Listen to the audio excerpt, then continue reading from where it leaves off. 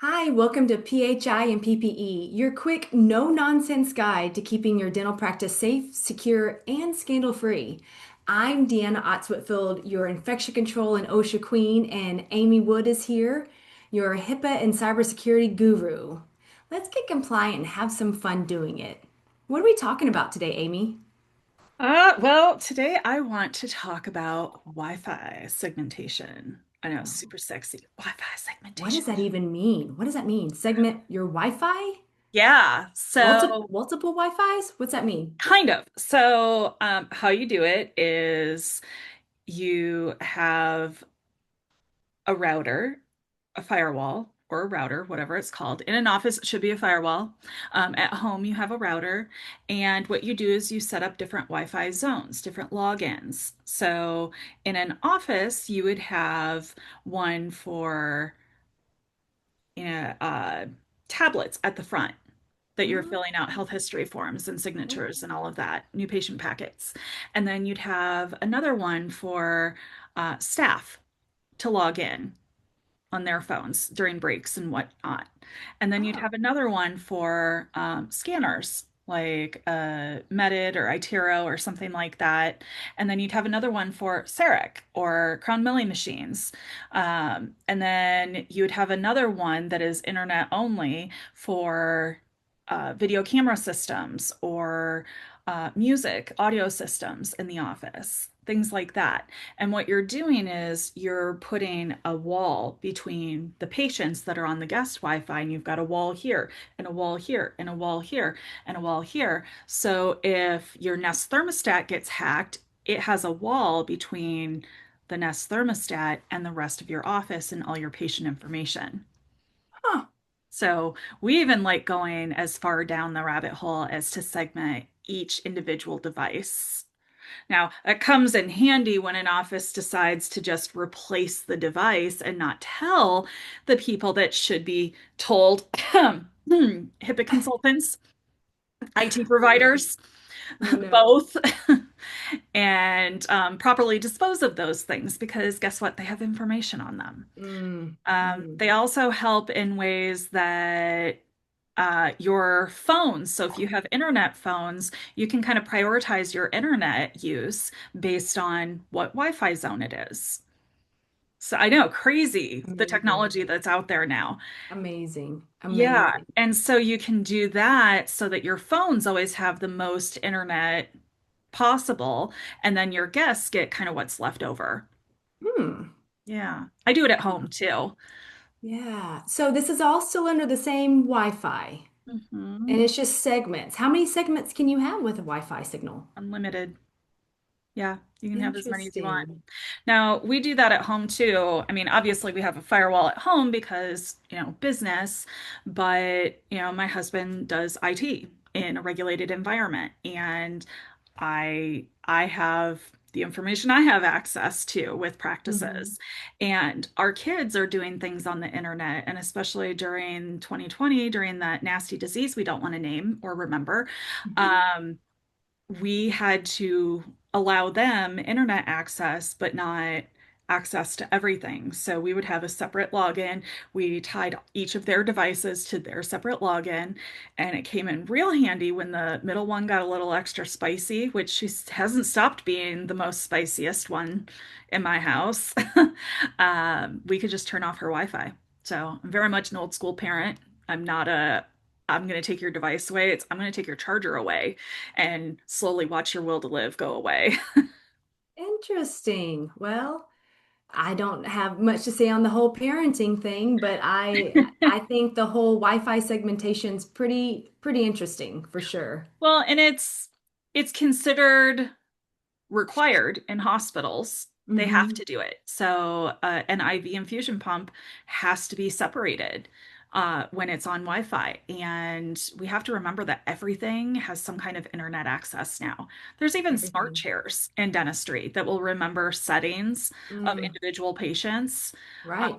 There's just everything that you think wouldn't have internet access kind of does in some way. And Yeah. not all things need access to the healthcare information. Hmm. So Interesting. talk to your IT provider about it. If they don't know how to do it, that's a very clear indication that you need a better IT provider. And reach out. We know lots of people. Wow, wow. Yeah. That's great information and, something that I wasn't aware of until just a few years ago. So Yeah. thank you for sharing that. Yeah, absolutely. What do you have today? So, going on the subject of things that you have in your office that is okay, but could need a little rehab, I want to talk about some things that I see in practices that probably shouldn't be there, and at least not in a particular area. So, let's talk about um, infection control. Think about your operatory and all the things that you have in your room. You have your chair, you have all your instruments, you have your equipment that you need to provide that patient with healthcare services, but you also have pictures of your family. You've got maybe a stuffed animal for comfort for some patients. You may have a windowsill with plants and little tchotchkes sitting on top of it. You may have a nice plush ottoman chair if you're fancy enough to have a big. I've seen couches in operatories, couches with blankets and big fluffy pillows. These cloth furnishings are not supposed to be in your operatories. They should be in the waiting area, but you should not be able to. Let me rephrase that. You shouldn't be decorating a room as if it's an extra reading area in your house. Okay? So whenever you're working on patients, these procedures they produce aerosols. There are viruses, there's bacteria, there's saliva, blood floating around. Um, Oftentimes I've seen patients that have become ill during treatment, maybe from, anesthetic or nitrous oxide.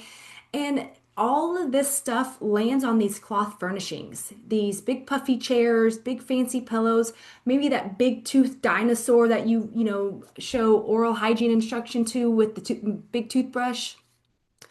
All of those things are just collecting dust and they're collecting microorganisms that are crawling around, and you can't effectively clean those areas. You cannot.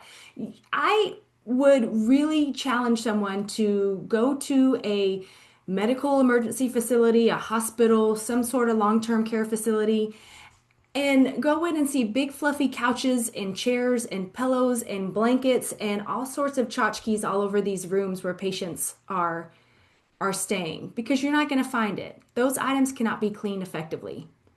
And another thing that chaps my ass, Amy, is food and drinks. When someone takes a snack into their room in between patients and starts eating, even if the room is clean, or they leave their cup in sterilization, it may have a lid on it, but it's got a straw, and all of that bacteria can crawl on that straw, and then you're putting your mouth on it, then you're drinking and eating this bacteria. We've got to do better. We have got to be better. Think about your settings, think about your area and what kind of environment that is. Yes, we want to have a comfortable setting for our patients. I completely understand that. We can put a blanket across their lap, but then that blanket's removed and it's thrown in the contaminated laundry to clean. So I just want everyone to be aware of what your surroundings look like and think about what goes on in those offices that is settling on all of that different type of materials. Yeah. Even carpet. Carpet is not recommended for you. You're not going to walk into a surgical center and see carpet. No. Now, I'm not a practice owner. I can't say go change out all your carpeting because that's going to cost you nothing. That's not feasible. I completely understand that. But just be aware of these areas in your practice that is collecting all of these different germs and microorganisms that you cannot effectively clean. As you talk about that, I'm having flashbacks to me as a teenager working in a nursing home. Hmm. And I remember all the furniture that they had, and it was a rough fabric that almost had a waxy texture to it. Hmm. And I mean, obviously there's leather and pleather and things like that, but those can crack over time and then they have to be replaced. Absolutely. But there are companies that will sell healthcare specific, It doesn't have to come, with every, a supplier that you buy all your other stuff from. You Right. can shop other places, but Absolutely. they have some really decent looking, furniture now. It's not They all, do. That's easy to boring. clean. Yeah, Yes. and it's easy to clean. Yes, it's easy So to that's the clean. other thing. Mm-hmm. Mm-hmm. Yeah. So, I mean, I know aesthetics is a big deal when it comes to creating, building, setting up a dental practice. And I see some really beautiful practices out there.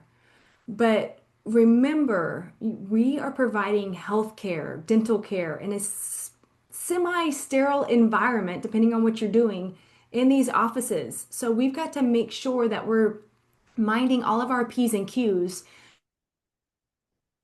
to provide that safe dental visit for all of our patients and comfortable. If you have a pillow, that's fine for underneath the patient's neck, but put a barrier around it. Wash your blankets in between patients. Keep your food and drinks in the kitchen or your break room area. Do not keep them in any patient care areas. Those are my 2 cents. Okay. Yeah, I love it. Mm-hmm. Yeah, just something I wanted to talk about today. Yeah. Well, I got a joke for you today. Is it one that I've heard yet? No.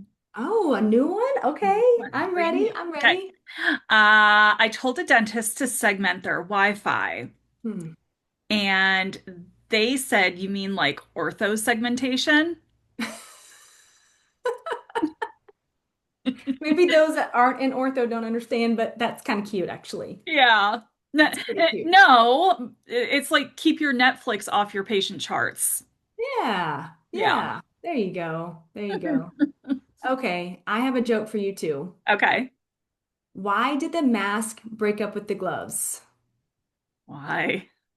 There was just too much emotional contamination. God. I need to tell my therapist that one. Ah, it's awesome. To save that and take it to my therapist next time. Right? These are like dad jokes. They are. They are. I mean, they're silly and goofy, but And these are heavy topics, so that's why we keep trying to do the jokes. We're trying to make it a thing. I know. I know. And you know what? I don't want to always sound like we're Debbie Downers. Oh, So maybe next episode we can talk about some good things you can do for your practice. maybe some successes that we've seen. Yeah, Oh, stay tuned for that one. of course. I like that. All right, guys. Well, thanks for listening in today on PHI and PPE with me and Amy. We're here to answer any of your questions. If you have concerns, feel free to reach out to us. You can find us on our Copper Penny Consulting website, on all the social media platforms. And until next time, stay safe and compliant. Thank you for joining us. For more information, please go to www.copperpennyconsulting.com. Bye.